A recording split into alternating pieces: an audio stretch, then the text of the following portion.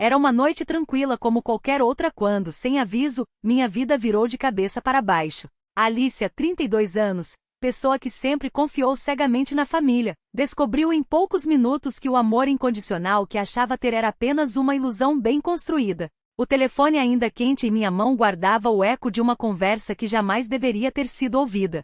Meus pais, sem saber que eu continuava na linha, falavam com minha irmã em tom de cumplicidade cruel.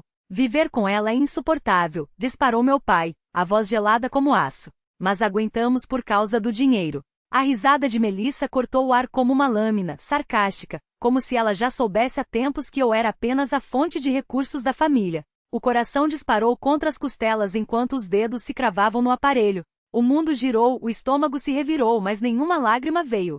Fiquei paralisada, cada palavra gravada a fogo em minha memória. Eles achavam que eu já tinha desligado, que estavam seguros em sua hipocrisia. Mas ali estava eu, testemunha silenciosa de uma traição que destruiria para sempre a imagem que tinha deles. Minutos se transformaram em horas enquanto a verdade se instalava. Para meus pais, eu não era filha, era um investimento. Para minha irmã, uma piada de mau gosto. Aquela risada ecoava em minha cabeça, confirmando o que eu mais temia. Meu valor se media em cifras, não em afeto. Quando a ligação finalmente terminou, permaneci no sofá, olhando fixamente para a tela escura do celular. Revi cada segundo daquele momento, questionando tudo, as palavras carinhosas, os abraços, os obrigadas exagerados.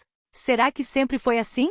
Será que cada gesto de generosidade minha foi visto como uma oportunidade? Não tinha respostas, apenas a certeza de que nada seria como antes. Aquelas frases haviam traçado uma linha invisível que eu jamais poderia atravessar novamente. Tudo mudou. Antes de seguir adiante, preciso saber. Você já descobriu algo sobre sua família que desmoronou tudo o que acreditava? Compartilhe sua história. Como lidou com o peso da decepção? O que essa experiência ensinou sobre confiança? Na manhã seguinte, o ritual se repetiu como sempre. O cheiro de café fresco, o barulho da torrada, o bacon estalando na frigideira. Mas cada movimento era mecânico, como se eu estivesse interpretando um papel em uma peça que nunca ensaiei. Coloquei os pratos na mesa, virei os panquecas, limpei os balcões com mãos firmes, enquanto a mente fervilhava. Precisava manter a fachada, observar sem levantar suspeitas. Meu pai entrou arrastando os pés, pegou a caneca sem sequer me olhar. Os olhos fugiram para o jornal, como se temesse encontrar meu olhar. Bom dia, murmurou, quase inaudível, antes de se esconder atrás da seção de esportes. Forcei um sorriso, assistindo enquanto ele bebia o café com pressa, como se quisesse escapar dali o mais rápido possível. Minha mãe chegou em seguida, a voz artificialmente animada, falando sobre o carro novo do vizinho. Não é luxuoso, riu alto demais, mexendo sem parar no guardanapo. Concordei, calma, enquanto o estômago se contorcia. Ela estava exagerando, compensando algo que não podia nomear. Melissa apareceu por último, grudada no celular, mal resmungando um oi. Os polegares deslizavam pela tela, provavelmente comentando sobre mais um fracasso de sua grife ou rolando o feed sem propósito. Nem sequer olhou para o café da manhã que preparei. Continuei a arrumar a cozinha, mas os olhos registravam tudo. O nervosismo do pai, a alegria forçada da mãe, a indiferença da irmã. Pessoas que eu achava conhecer melhor do que a mim mesma agora pareciam estranhos usando máscaras de parentes. Há 3 anos eu havia comprado aquela casa espaçosa em Lexington, Kentucky, para que pudéssemos viver juntos. Após a morte do meu avô, herdei o suficiente para cobrir a hipoteca, as contas, as compras do supermercado, os caprichos da minha mãe e até as despesas de Melissa depois que seu negócio faliu. Eles se mudaram gratos, ou pelo menos foi o que pensei. Meu pai se aposentou mais cedo, minha mãe também, e minha irmã, alguns anos mais velha, passou a depender de mim como se fosse um direito. Nunca questionava, nunca cobrava, achando que era assim que as famílias funcionavam. Agora cada lembrança estava manchada. Lembrei-me da vez em que meu pai perguntou sobre minhas economias com um tom casual demais. Ou quando minha mãe insistiu naquele jantar caro com um sorriso largo demais. Melissa jamais ofereceu ajuda, sempre com a desculpa de que estava entre empregos. Antes eu ignorava, achando que eram apenas dificuldades passageiras. Agora, tudo parecia calculado. Enquanto esfregava uma panela, peguei o celular e abri o bloco de notas. Digitei. Pai evita contato visual. Mãe alegre demais. Melissa indiferente. Anotei mais, as perguntas sobre meus investimentos, o interesse repentino nos meus bônus, os minutos intermináveis no celular. Cada detalhe era uma peça de um quebra-cabeça que eu não queria montar. mas não podia ignorar. Não sabia o que escondiam, mas descobriria. Mais tarde, flagrei Melissa espiando meu notebook aberto na bancada. Fechou-o rápido quando entrei, balbuciando algo sobre checar a previsão do tempo. Uma onda de náusea me invadiu. Algo estava muito errado. Segui minha rotina, dirigi até o trabalho, participei de reuniões, mas minha mente estava em outro lugar. Recordei o Natal passado, quando dei à minha mãe o casaco que ela tanto queria. Ela me abraçou, chamou-me de seu porto seguro, mas aquelas palavras soavam ocas agora. Meu pai bateu em meu ombro, orgulhoso, dizia ele, do meu sucesso.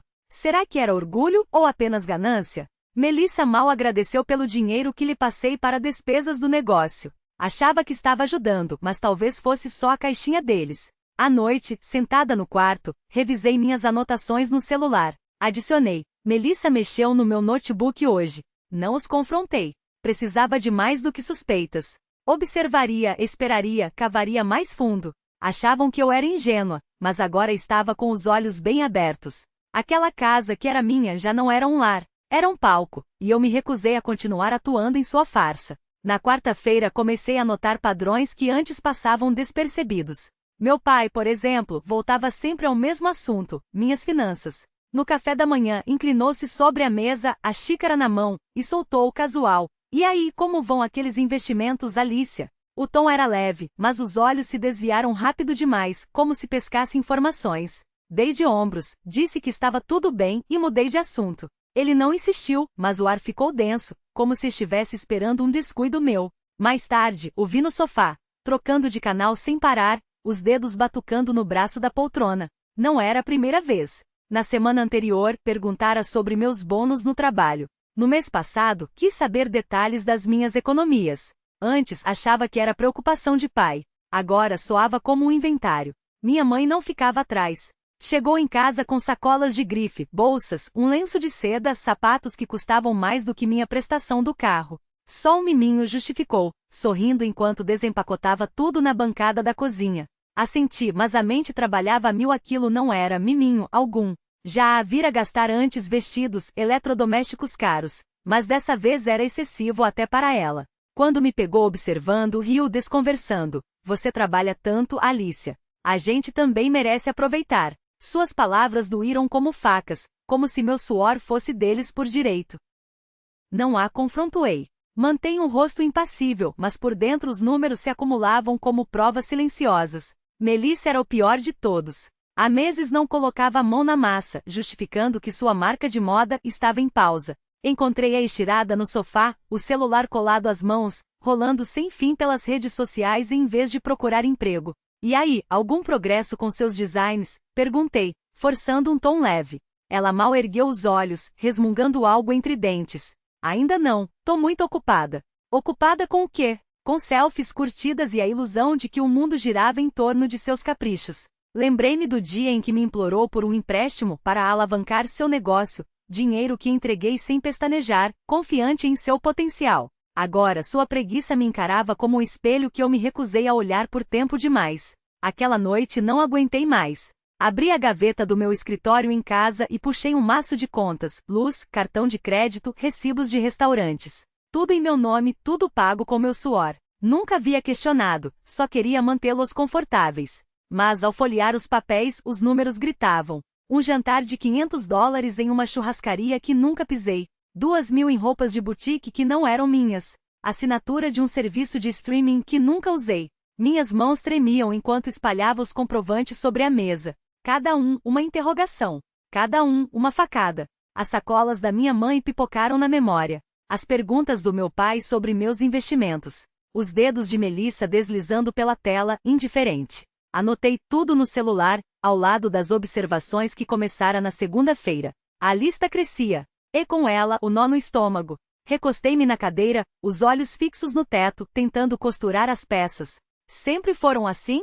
Lembrei-me dos jantares em família, dos abraços quentes da minha mãe, do orgulho no rosto do meu pai quando conseguiu um emprego na área de tecnologia. Aquilo era real ou só mais uma cena no teatro que Melissa orquestrava? Ela já havia desabafado comigo sobre seus sonhos, seus fracassos. Agora parecia uma estranha a alguém que me via como meio, não como uma filha, não como uma irmã. Quis acreditar que me amavam. Não só pelo que eu podia bancar, mas as provas se amontoavam. Ainda não tinha nada concreto, nada que pudesse jogar na mesa e exigir respostas, mas os sinais berravam. Alguns dias depois, flagrei minha mãe escondendo um extrato do cartão de crédito na bolsa, os movimentos ágeis, como se temesse que eu visse. Só organizando justificou, ao notar meu olhar. Não comprei. No jantar, Melissa reclamou que o celular estava lento, insinuando que precisava de um novo. Meu pai entrou na dança, sugerindo que eu poderia ajudar já que estava indo tão bem.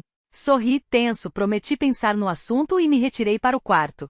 Sozinha, abri o bloco de notas do telefone e digitei. Mãe escondeu o extrato. Melissa quer celular novo. Pai pressionando de novo. Não estava pronta para confrontá-los. Não sem algo irrefutável. Naquela sexta-feira, trancada no escritório, revivi cada palavra deles. Não as do telefonema, essas eu enterrei fundo, mas as vezes em que, sorrindo, me cutucaram para abrir a carteira. Fitei a tela do computador, o código embaçando enquanto as memórias ganhavam nitidez. No verão passado, minha mãe insistira numa viagem familiar para Soque Mountains, jurando que seria bom para nós. Paguei a cabana, as refeições até a gasolina, enquanto ela sorria e chamava aquilo de união. Meu pai me pressionou a cobrir os consertos do carro deles, alegando aperto financeiro. Entreguei milhares, convencida de que estava salvando-os. Melissa era mais descarada, sempre pedindo só um pouco para manter vivo seu sonho da moda. Banquei site, tecidos, campanhas. Nada jamais deu certo.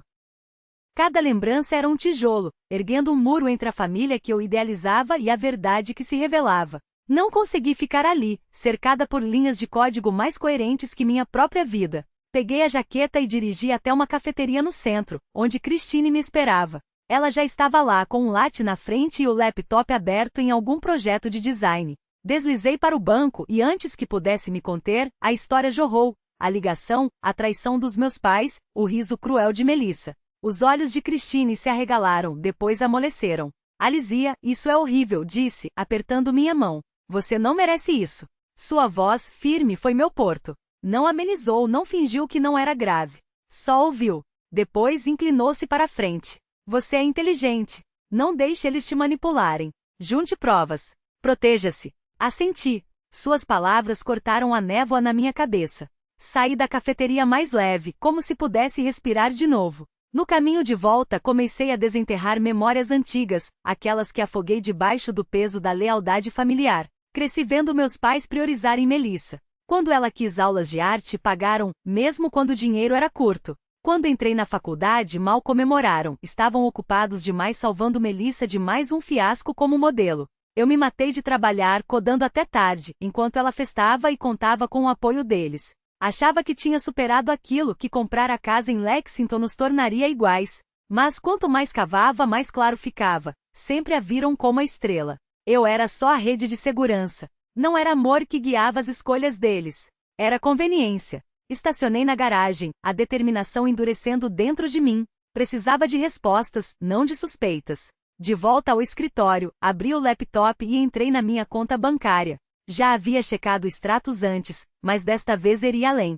Cada transação, cada transferência, cada saque. Baixei os últimos 6 meses de movimentação, os dedos voando sobre o teclado. Não sabia o que encontraria, mas sabia que seria mais do que recibos vagos.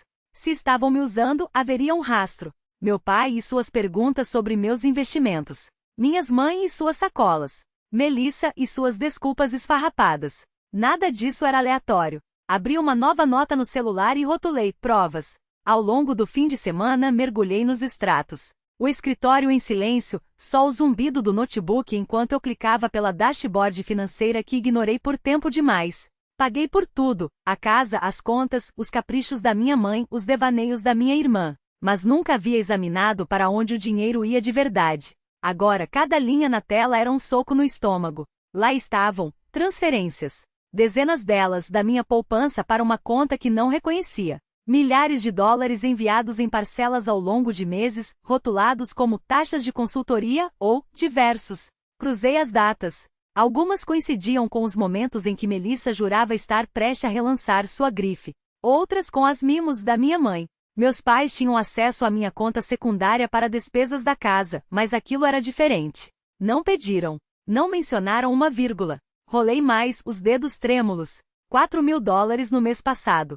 2.500 há 2 semanas. Abri os detalhes da conta destinatária e vi o nome, o negócio registrado em nome de Melissa. A tal empresa de moda dela, a mesma que jurava estar à beira do sucesso, era bancada com meu dinheiro. Recostei-me na cadeira, a verdade me atingindo como um tapa.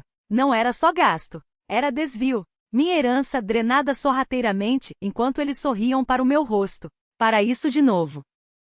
O café borbulhava na máquina, o aroma amargo subindo como um aviso. Peguei a xícara, os dedos apertando o cabo com uma firmeza que não sentia há meses. Cada mensagem na tela do celular era uma ponta solta, um gancho que eles esperavam que eu mordesse. Desculpas. Vamos conversar. Você exagerou. As mesmas frases de sempre, só que agora sem o sorriso no rosto, sem o toque falso no ombro. Só letras frias, tentando me fazer duvidar do que eu já sabia. Devolvi o telefone ao balcão com um estalo seco. Não ia cair na mesma armadilha. Não ia deixar que transformassem minha raiva em culpa, minha decisão em drama. Eles tinham tido anos para serem honestos. Anos para me tratarem como filha, como irmã, não como um cofre forte com pernas.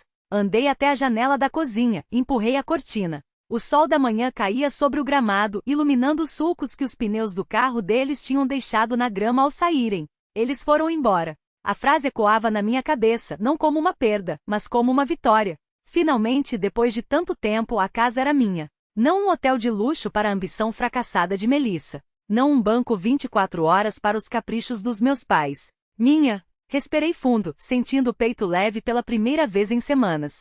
Não havia mais risadas forçadas no corredor, mais justificativas murmuradas enquanto assinavam cheques com meu nome. Só silêncio. E no meio desse silêncio, uma voz que eu tinha abafado por muito tempo. Você conseguiu. Mas não era só sobre eles. Era sobre mim. Peguei as chaves do carro, joguei a bolsa no ombro e saí sem olhar para trás. O motor ronronou quando liguei, um som firme e decisivo.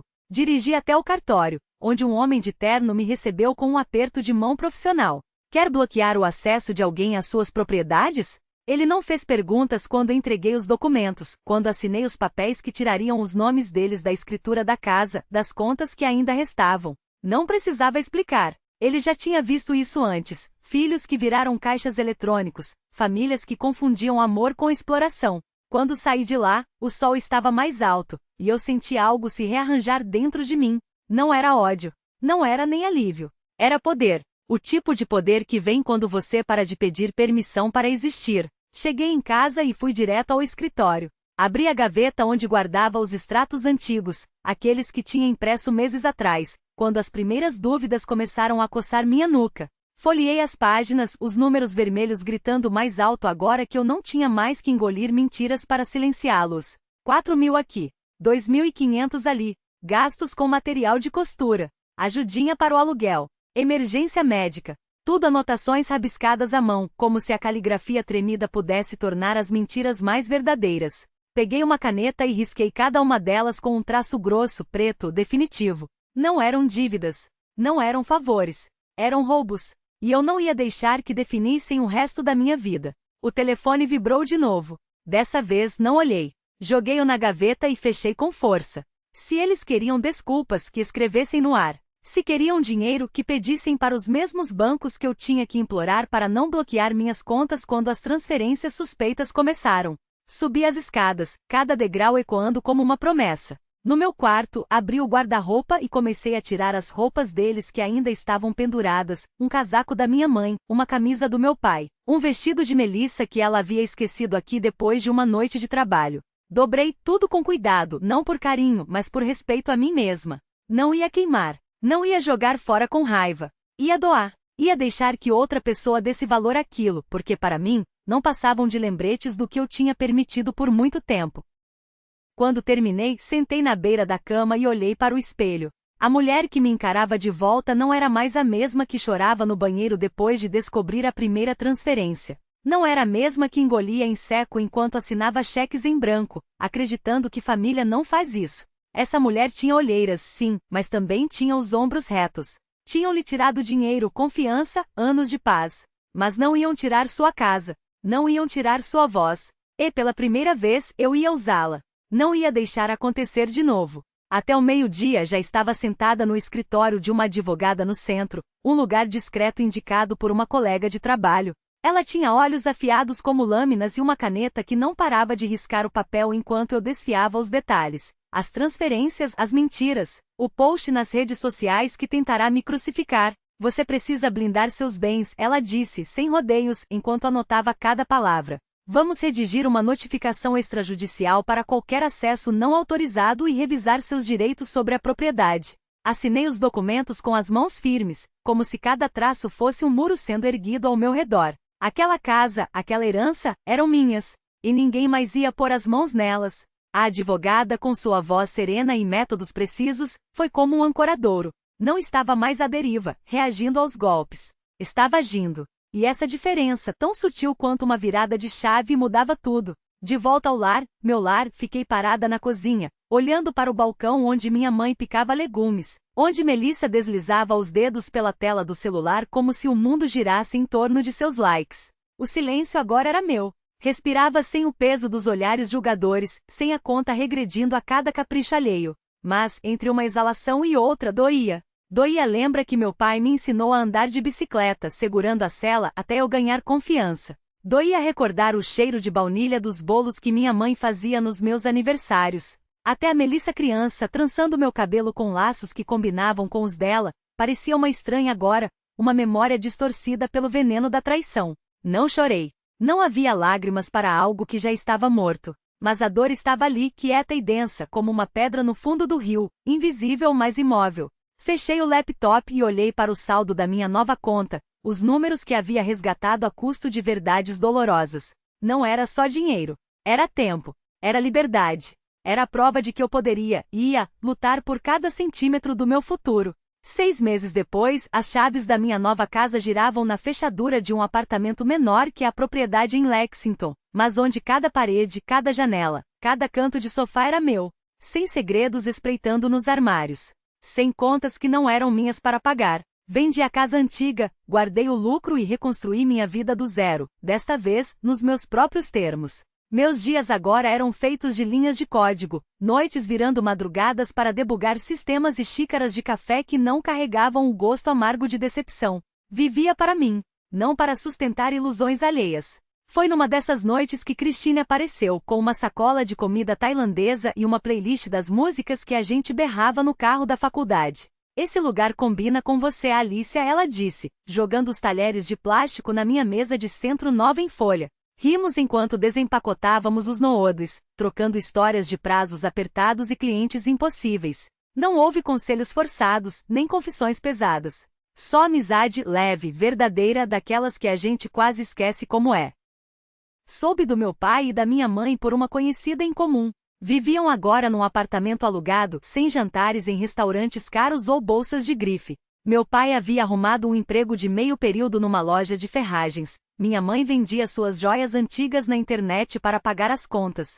O castelo de cartas que construíram com meu dinheiro desabara sem mim para sustentá-lo. Não senti triunfo. Só uma distância estranha, como se fossem personagens de um livro que eu havia fechado há muito tempo. A queda de Melissa foi mais ruidosa. Aquele post nas redes, onde me chamara de controladora e mesquinha, virou contra ela como um bumerangue. Seguidores e amigos a atacaram, expondo sua hipocrisia, seu senso de merecimento. O negócio de moda, já cambaleante, desmoronou quando o último investidor retirou o apoio. Seu perfil ficou mudo. Nenhuma pose, nenhum story promocional, apenas o eco de uma fachada que ninguém mais comprava. Hoje, quando olho para trás, entendo que a voz que me alertava não era paranoia. Era instinto. Deixei o amor me cegar, confundindo família com lealdade incondicional. Mas lealdade não é sinônimo de silenciar-se. Não é deixar que te sujem até sobrar só casca. Aprendi que proteger meu valor, meu dinheiro, minha paz, meus limites, foi a escolha mais difícil e, ao mesmo tempo, a mais necessária que já fiz.